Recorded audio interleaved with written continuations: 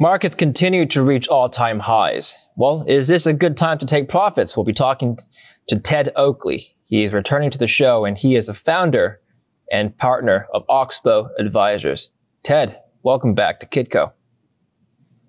Thanks, David. Good to see you again. We spoke a couple months ago, and one of the core messages that you gave to the audience was that the Federal Reserve was responsible for a lot of the gains that we've experienced in the stock market over the last year or so. We'll be addressing this again. But I wanted to ask you more simply. A lot of market practitioners, investors, I've spoken to economists alike, they've all anticipated a market crash sometime in the foreseeable future. In fact, they've been saying this. Some people have been saying this to me since last summer. Why hasn't a crash happened yet? Well, you know, David, what happens is, we look at a lot of sort of quartiles in the market, sort of where we are.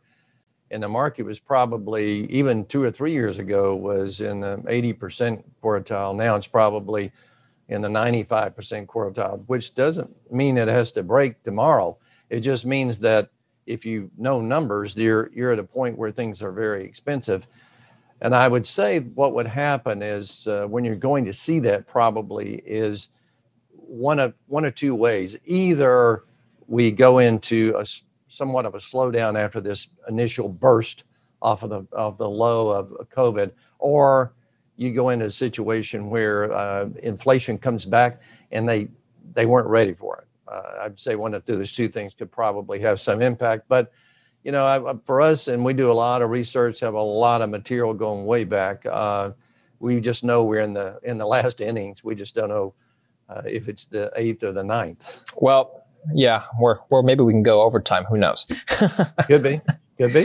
Do you think there is a risk of a double dip recession, Ted? I'm looking at indicators such as the yield curve. The yield curve has been flattening over the last 3 months.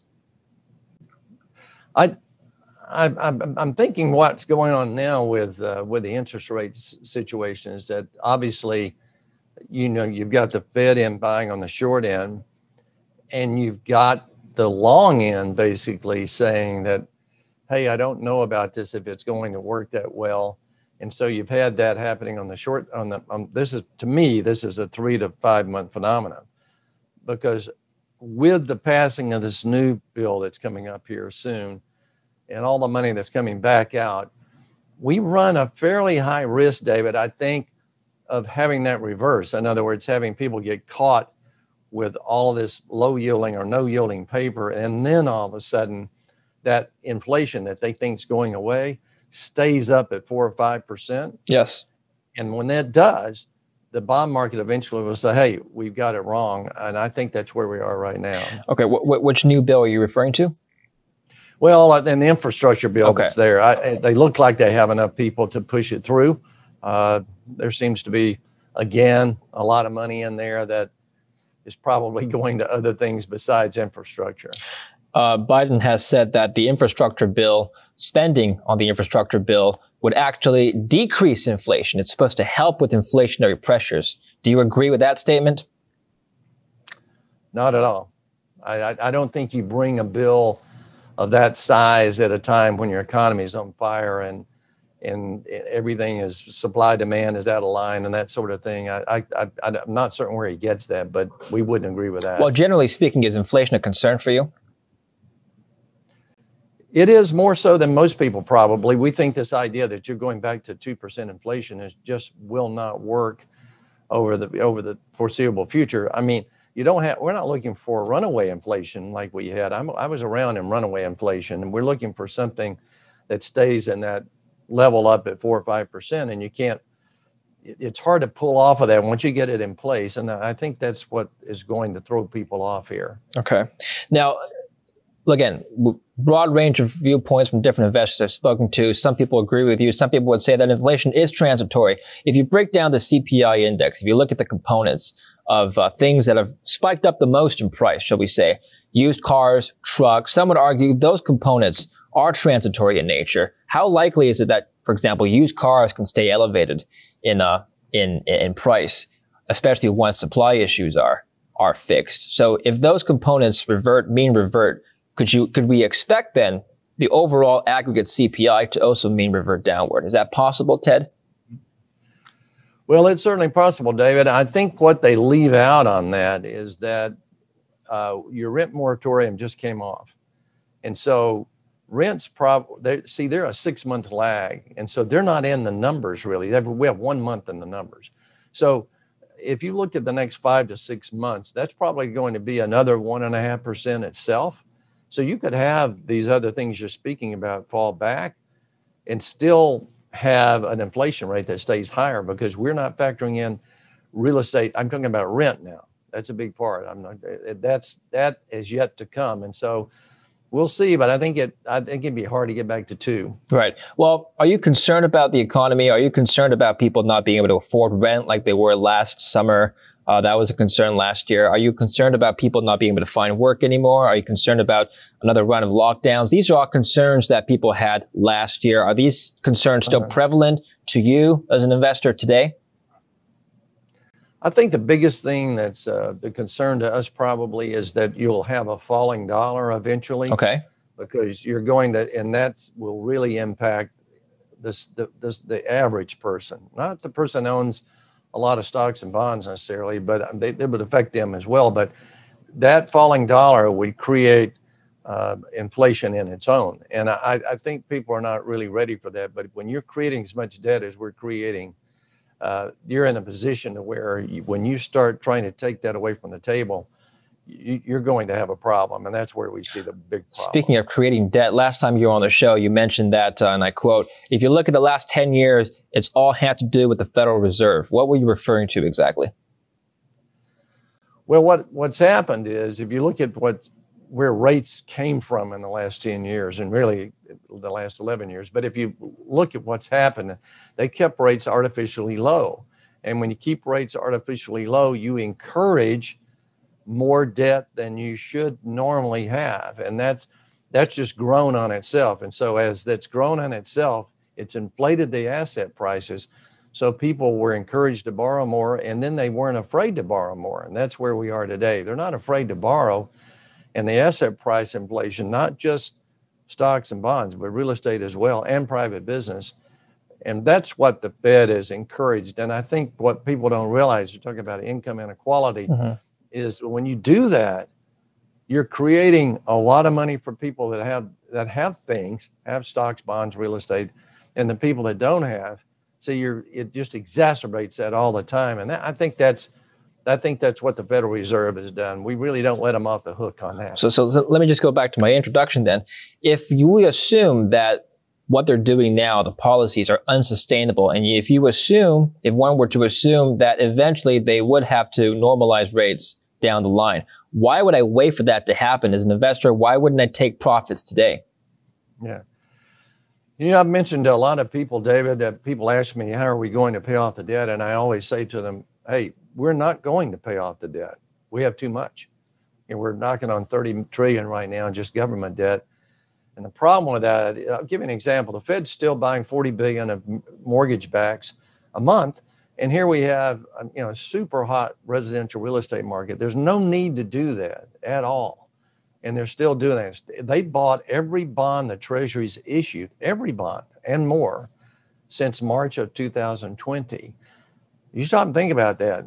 The Treasury's issuing, they're buying, the money's going back in the economy. And so our biggest problem with all of that is that you're going to get in a position to where eventually they can't raise rates much because, you're in a position where there's too much debt. Now, let me say this, the problem they will have is if they get into a position where all of a sudden you do get 4 or 5% inflation sustaining, then they're going to have to really be they're between a rock and a hard place then. You mentioned to me offline some investors you've spoken to are experiencing what you may call liquidity events. They're selling their portfolio, they're selling the homes and whatnot. If I were one of these people, Ted, and I came to you and I said, look, Ted, I would like to sell my holdings, maybe reinvest some of my earnings. Where could I go right now? We're in a low yield environment.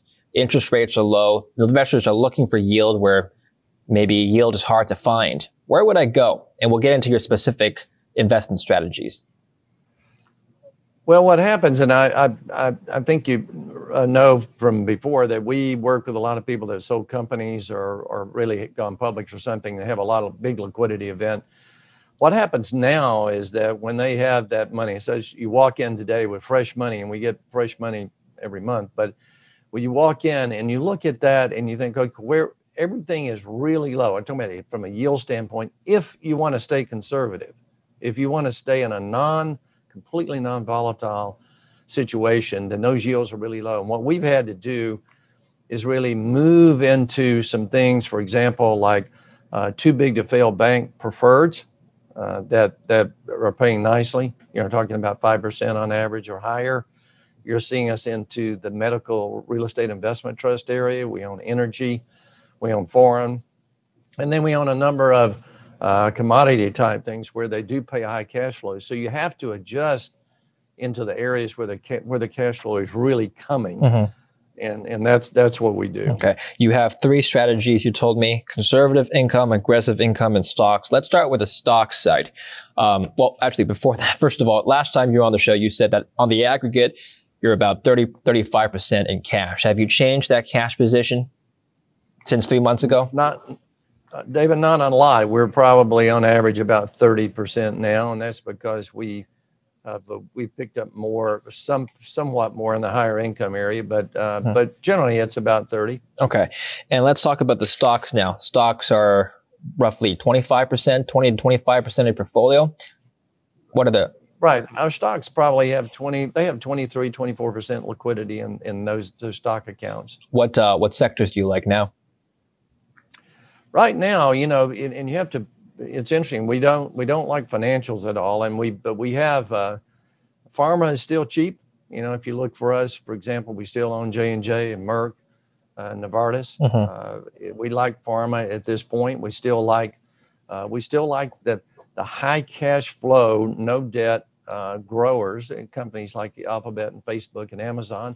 I know a lot of people own those, but those are large companies, but they still really produce a lot in terms of putting it on the bottom line.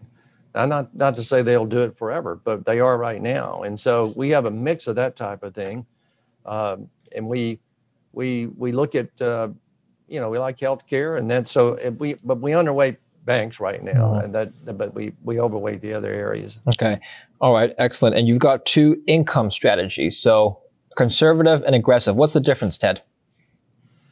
Well, conservative is very, very non-volatile. We actually, up until this past 18 months, we didn't own anything with more than a 48 to 60 month maturity. And we don't own bond funds. Our problem with bond funds, David, has always been that when rates go really low and people put more and more money into a bond fund, it dilutes the bonds you bought, say, 4 years ago or 5 years ago at a really nice coupon in a fund. We own direct bonds. And so for us, we have the ability to do that.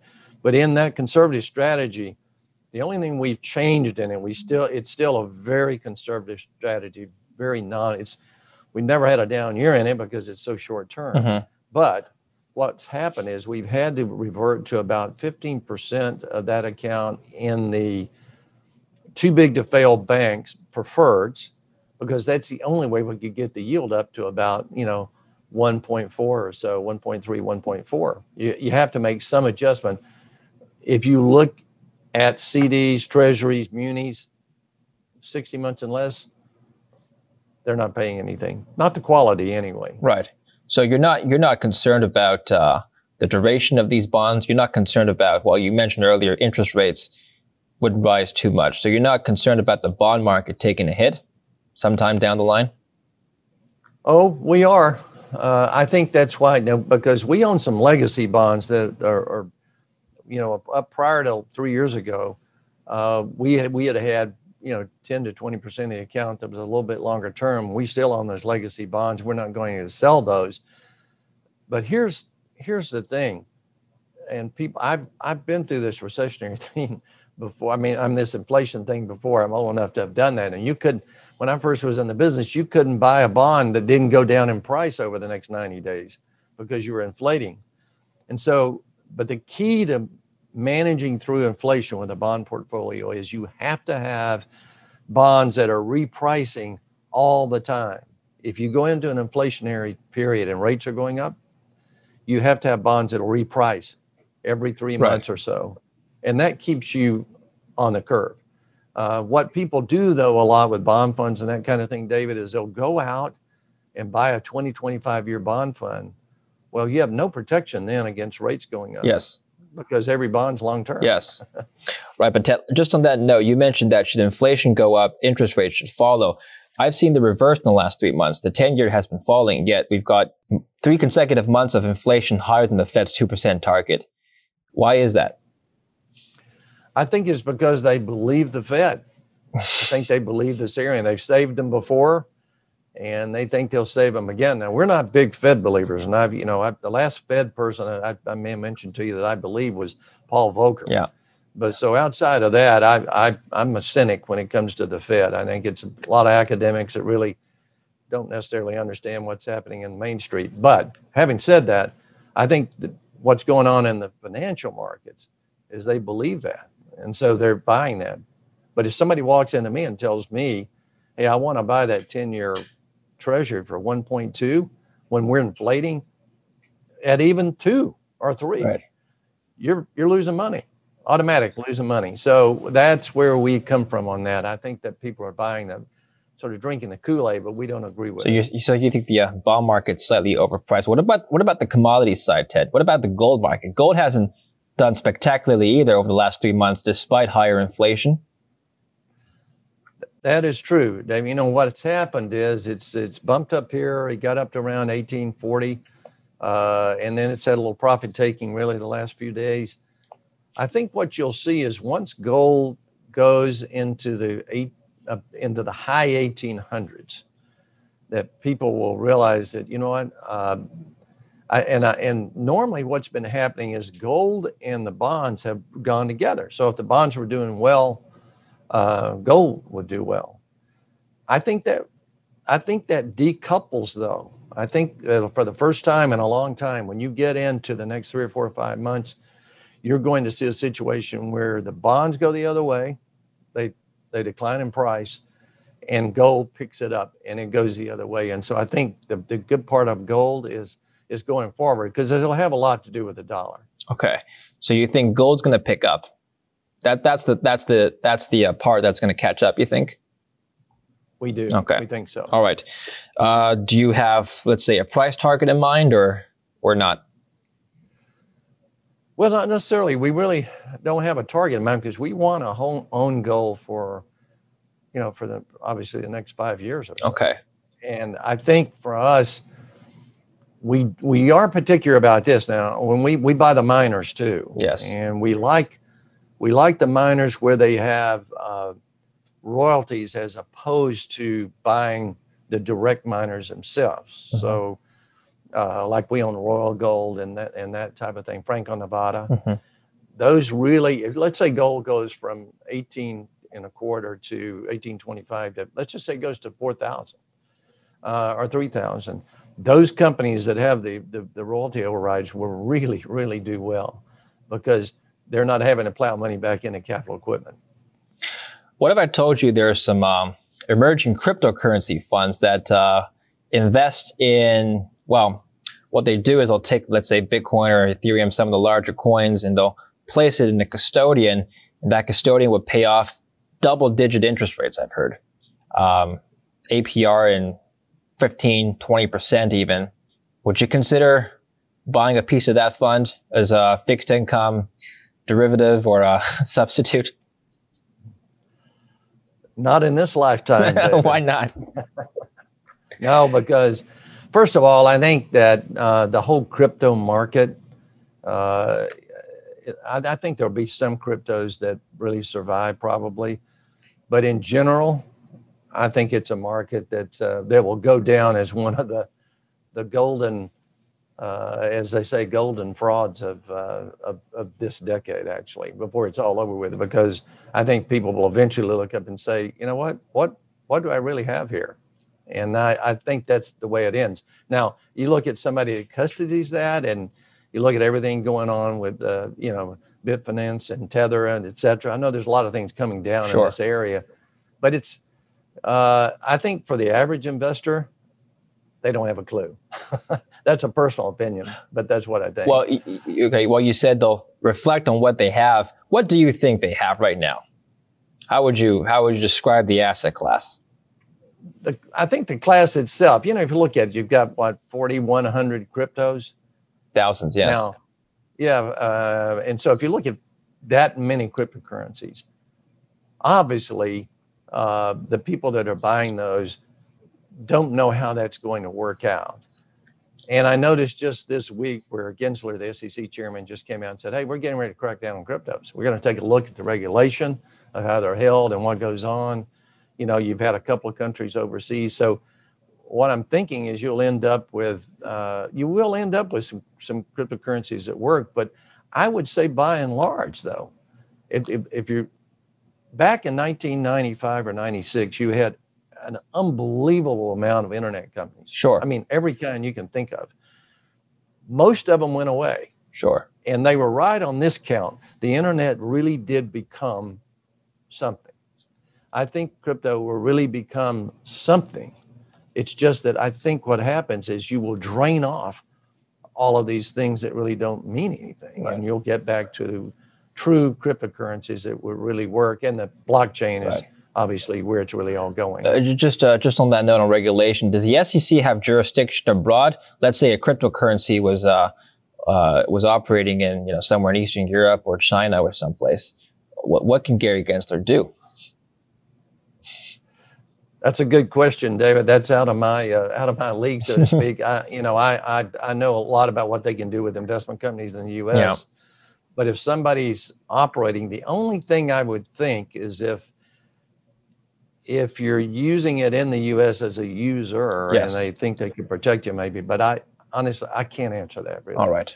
Well, I suppose it's for individual investors who may be misusing the investment to their own advantage, pumping and dumping, so to speak. That they're U.S. investors. I think maybe regulators can crack down on that. John McAfee was an example. All right. Well, Ted, I appreciate your insights. Excellent update on the markets as usual. I look forward to speaking with you again. Thank you. David, thank you. And thank you for watching Kitco News. I'm David Lin.